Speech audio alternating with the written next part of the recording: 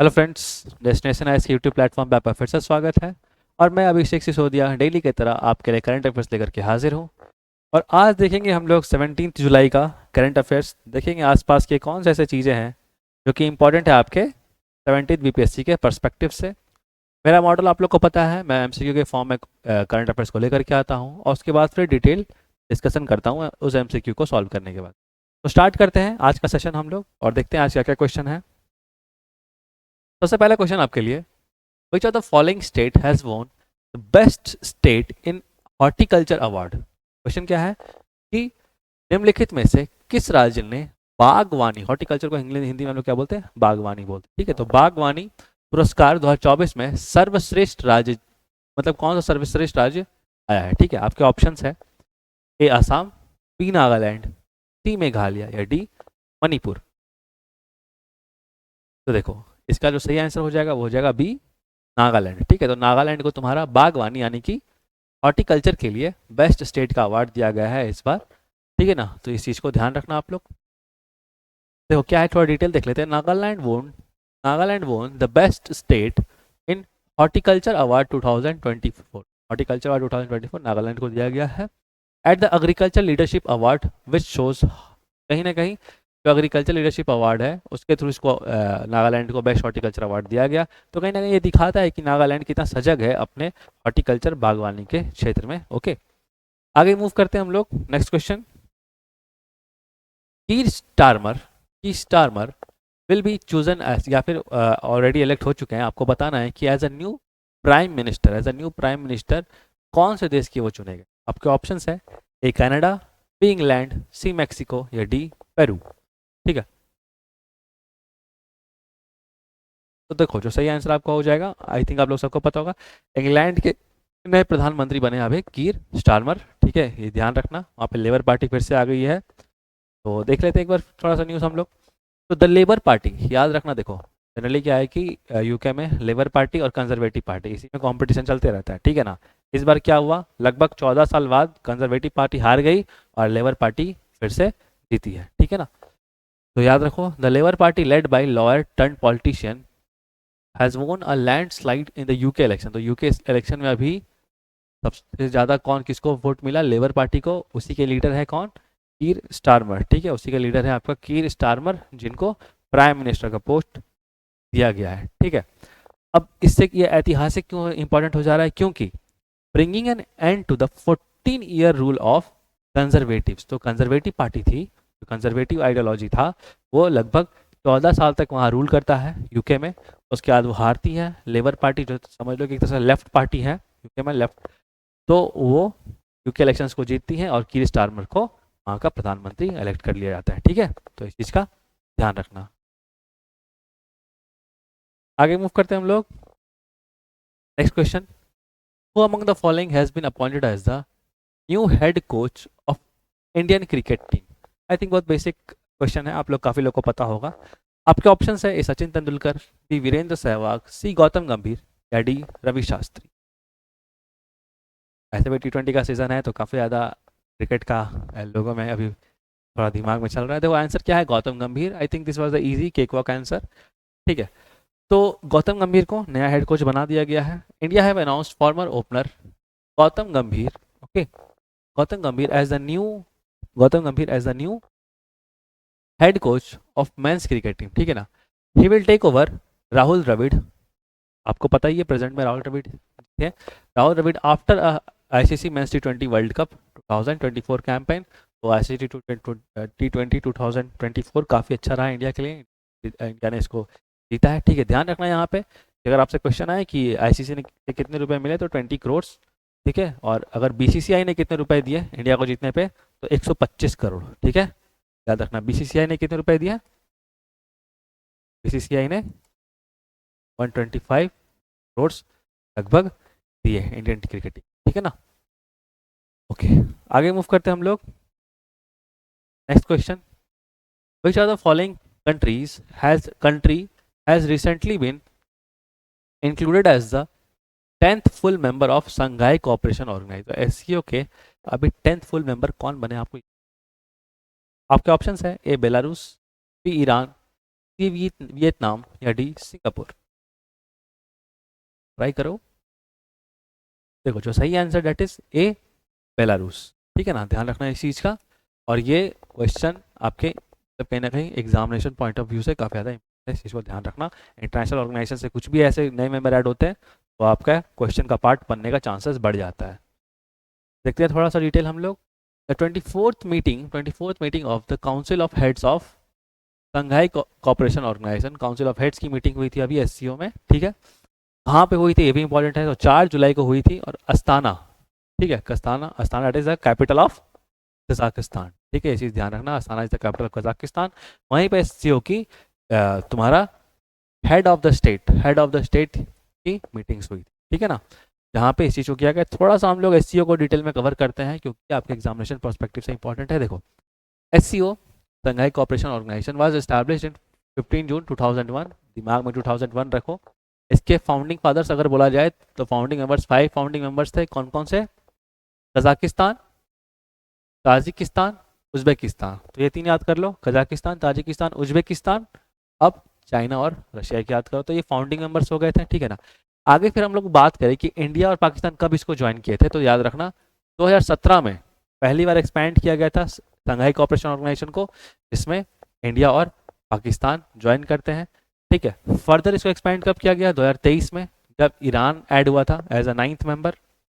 ठीक है, और अब लेटेस्ट के लिए जो इंपॉर्टेंट है आपका क्वेश्चन वो होगा, क्वेश्चन आपको आएगा तो बेलारूस ध्यान में रखना। ठीक है, बेलारूस आपका अभी रिसेंटली प्रीवियसली ऑब्जर्वर मेंबर था ये तुम्हारा एससीओ का, और अभी 2024 में इसको as a 10th full member की तरह ऐड कर दिया गया है। ठीक है ना, तो अब अगर बात करें तो परमानेंट मेंबर्स एससीओ में 10 है। ठीक है, अगर याद कराना हो फिर से मैं मेरी बातों को ध्यान से सुनो। ठीक है, कजाकिस्तान, ताजिकिस्तान, उज्बेकिस्तान, ये 3 हुआ। किर्गिस्तान याद करो एक। ठीक है, 4 हो गया। बाकी इधर चाइना और रशिया आपको याद है स्टार्टिंग में ही था, 6 हो गया। और नीचे इधर इंडिया पाकिस्तान, फिर उसके बाद ईरान और बेलारूस। ठीक है, तो इस तरह से 10 कंट्री हो गए। अगर हेड क्वार्टर जानना हो तो याद रखना Beijing is the head quarter of SCO. ठीक है ना, बीजिंग याद कर लो। इससे संघाई कॉपरेशन ऑर्गेनाइजेशन का हेड क्वार्टर कहाँ है? बीजिंग है। ओके, ठीक है, तो काफ़ी इन्फॉर्मेटिव था, एक बार इसको जरूर देख लेना। ठीक है, एग्जामिनेशन पर्सपेक्टिव से इंपॉर्टेंट रहेगा। आगे मूव करते हैं हम लोग नेक्स्ट क्वेश्चन पे। विच of the following countries will host the 57th Asian foreign minister meeting? 7th Asian foreign minister meeting कौन सी कंट्री भी होस्ट कर रही है इस चीज़ को? सही आंसर ऑप्शन क्या क्या है आपके लिए? लाओस, सिंगापुर, इंडिया या डी थाईलैंड? देखो जो सही आंसर हो जाएगा वो हो जाएगा ए, लाओस। ठीक है ना, थोड़ा बात करते हैं हम लोग 57 एशियन के बारे। लाओस, सबसे पहले तो इन्फॉर्मेशन यही है कि Laos will host the 57th Asian foreign ministers meeting. ठीक है, एंड रिलेटेड इवेंट्स इन इतना वियनताइन। ठीक है, इसका कैपिटल है आपका लाओस का वियनताइन, फ्रॉम जुलाई 21 to 27। एशियन का फुल फॉर्म भी देख लो यहाँ पे, association of south east Asian nation. South east Asian nation कब इस्टेब्लिश किया गया था इसको? 1967 में। ध्यान रखना इसका, इस्टेब्लिश किया गया था 1967 में, बैंकॉक डिक्लेरेशन या फिर बैंकॉक में। याद रखो एक्चुअली डिक्लेरेशन क्या करते हैं ना, जहाँ पे मीटिंग होता है उसी के नाम पे हम लोग डिक्लेरेशन कर देते हैं ताकि याद रहे। ठीक है ना, तो बैंकॉक डिक्लेरेशन से इसको बनाया गया था। ठीक है, फाउंडिंग मेंबर्स अगर बात करें एशियन के कौन कौन से हैं तो यहाँ पे हो जाएगा इंडोनेशिया, मलेशिया। ठीक है, इंडोनेशिया, मलेशिया, फिलीपींस, सिंगापुर और थाईलैंड। तो ये आपके फाउंडिंग मेंबर्स हैं, इंडोनेशिया, मलेशिया, फिलीपींस, सिंगापुर और थाईलैंड। आगे फिर मेंबर्स ऐड होते हैं तो यहाँ देख लो। द मोटो ऑफ एशियन क्या है? One vision, one identity and one community. ठीक है, one vision, one identity, one community. 8 अगस्त को हम लोग क्या बनाते हैं? 8 अगस्त को मनाते हैं हम लोग एशियन डे, इस चीज़ का ध्यान रखना। ठीक है, आगे अगर हम लोग बात कर लें एशियन का सेक्रेटेरिएट कहाँ है, तो एशियन का सेक्रेटेरिएट आपका है जकार्ता, इंडोनेशिया में। ध्यान रहेगा ये चीज़, एशियन का सेक्रेटेरिएट जकार्ता, इंडोनेशिया। ठीक है, एशियन एट प्रेजेंट है, अब प्रेजेंट में लेटेस्ट कितने टोटल कितने मेंबर है एशियन में? 10 मेंबर्स, इसका ध्यान रखना। मैं पहले आपको बता दूं कि India is not a member of Asia. ठीक है, यहाँ पे क्लैरिटी रखो अपने आप में कि India is not the member of Asia. ठीक है, देख लेते हैं मेंबर्स कौन कौन से एशियन के। Bruny, Cambodia, Indonesia, Laos, Malaysia, Myanmar, Philippines, Singapore, Thailand और वियतनाम। ठीक है, तो कहीं से भी क्वेश्चन बने तो आप थोड़ा बेसिक भी आपको पता चल गया यहाँ पे, और आपको करंट का ही पता चल गया था कि एशियान का जो 7th एशियन फॉरेन मिनिस्टर्स का मीटिंग जो कहाँ हुआ था, वियतनाम, लाओस से कैपिटल, कब, जुलाई 21 होने वाला है। ठीक है, ओके। नेक्स्ट क्वेश्चन आपके लिए, the 10th BRICS parliamentary forum will be held in which of the following countries. 10th BRICS parliamentary forum कौन सी कंट्री में होने वाला है ये बताओ।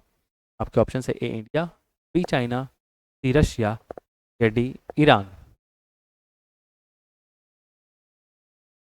देखो इस चीज़ को ध्यान रखना, 10th ब्रिक्स पार्लियामेंट्री फोरम जो हो रहा है वो रशिया में हो रहा है। ठीक है, मत करना, रशिया ही होस्ट कर रहा है, चेयरमैनशिप है ब्रिक्स का इस बार। The 10th BRICS parliamentary forum will take place at Tauride Palace in Saint Petersburg.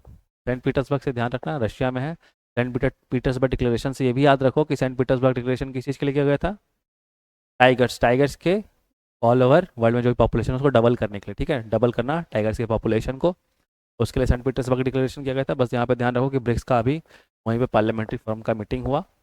ठीक है, क्यों, क्योंकि रशिया ही इस बार ब्रिक्स का चेयरमैनशिप है। ठीक है, ब्रिक्स आई थिंक आप लोगों को पता होगा, ब्राज़ील, रशिया, इंडिया, चाइना और साउथ अफ्रीका। ठीक है, अगर हम बात करें लेटेस्ट में 5 मेंबर्स ऐड हुए हैं ब्रिक्स में, और याद रखो इस चीज़ को, लिख लो इस चीज़ को। ठीक है, अगर बात करें तो कौन कौन से मेंबर्स हैं, इथियोपिया, ठीक है, यूएई, ठीक है, ईरान, सऊदी अरेबिया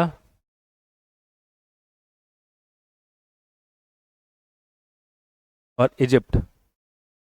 ठीक है, तो ये 5 मेंबर जरूर याद रखना, Ethiopia, UAE, Iran, Saudi Arabia और इजिप्ट, ये इस बार ऐड हुए हैं ब्रिक्स में। टोटल ब्रिक्स का टोटल 10 मेंबर हो गए। ठीक है ना, इसको ध्यान रखो। एक क्वेश्चन जो हो सकता है आपसे पूछा जा सकता है कि कौन सा ऐसा कंट्री था जो अभी ऐड होने वाला था ब्रिक्स में बट उसने बाद में बैकआउट कर दिया, नहीं ज्वाइन किया। आंसर क्या होगा, अर्जेंटीना। ठीक है, अर्जेंटीना, ध्यान रखना, अर्जेंटीना लिख के काट देना कि ब्रिक्स को ज्वाइन करने वाला था लेकिन इसने लास्ट मोमेंट में कैंसिल करता है, बैकआउट करता है और ज्वाइन करता है। ठीक है, थीम देख लेते हैं इस बार क्या था थीम। द थीम ऑफ जो आपका 10th ब्रिक्स पार्लियामेंट्री फोरम जो हो रहा था उसका थीम क्या था।